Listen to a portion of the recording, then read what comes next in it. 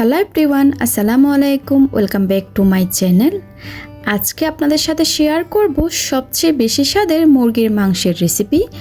দেশি মুরগির এই রেসিপিটা ফলো করে আপনারা জানতে পারবেন এর কালারটা এত সুন্দর কিভাবে আসে। আর এই মুরগির মাংসটা খেতে কিন্তু অসাধারণ হয়। আর সাথে থাকছে অনেকগুলো টিপস। চলুন তাহলে রেসিপিটি দেখে নেওয়া যাক।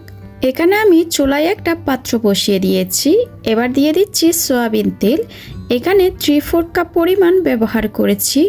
গরম মশলা দিয়ে দিচ্ছি 3-4টা দারুচিনি, 5-6টা এলাচ, 4-5টা লবঙ্গ, সে সাথে দিচ্ছি 3টি তেজপাতা একটু ছিঁড়ে দিয়ে দিলাম। এবার এই গরম মশলাটাকে একটু ভেজে নিচ্ছি। ভেজে নিলে কি হয়, খুব সুন্দর একটা ঘ্রাণ বের হয়। এবার দিয়ে দিচ্ছি পেঁয়াজ কুচি। এখানে 1.5 কাপ পরিমাণ পেঁয়াজ আছে। পেঁয়াজটাকেও একটু ভেজে নিব।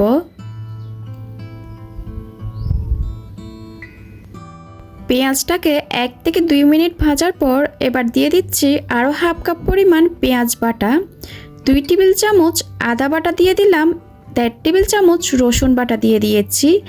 এই রান্নায় পেঁয়াজ কুচি আর বাটা দুটাই ব্যবহার করতে হবে। এবার দিয়ে দিব গুঁড়া মশলাগুলা। 2 টেবিল চামচ মরিচের গুঁড়া দিলাম।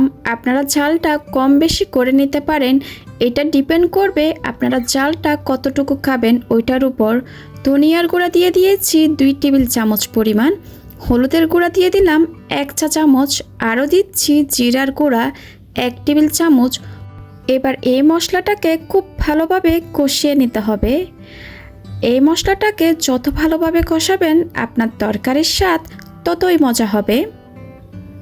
আমি অল্প পরিমাণ পানি দিয়ে মশলাটাকে খুব ভালোভাবে কষিয়ে নিচ্ছি।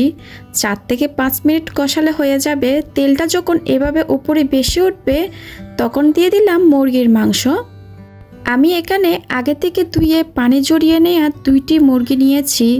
এখানে প্রায় মুরগিটার ওজন আছে 2 কেজি পরিমাণ। আর আজকে আমি এখানে দেশি মুরগিটা ব্যবহার করেছি। আপনারা চাইলে ফার্মের মুরগির দিয়েও এই রান্নাটা করতে পারেন। এখন স্বাদ অনুযায়ী লবণ দিয়ে দিয়েছি। মাংসটাকে মশলার সাথে খুব ভালোভাবে কষিয়ে নিতে হবে 10 থেকে 15 মিনিট মতো। মাংসটাকে প্রায় 10 থেকে 15 মিনিট আমি কষিয়ে নিয়েছি। এবার এই পর্যায়ে আমি ঢাকনা দিয়ে রান্না করে নিব 15 থেকে 20 মিনিট। এরই মধ্যে মাংস থেকে অনেকটা পানি ছাড়বে। ঠিক 15 মিনিট পর আমি আবারও ঢাকনাটা তুলে নিচ্ছি। দেখতেই পারছেন অনেকটা মাংস থেকে পানি ছেড়েছে। এবার এই পানিটা যতক্ষণ শুকিয়ে না আসা পর্যন্ত আমি আবারও রান্না করে নিব। এই পর্যায়ে আমি কোনো পানি দিব না যতক্ষণ না পানিটা শুকিয়ে আসে।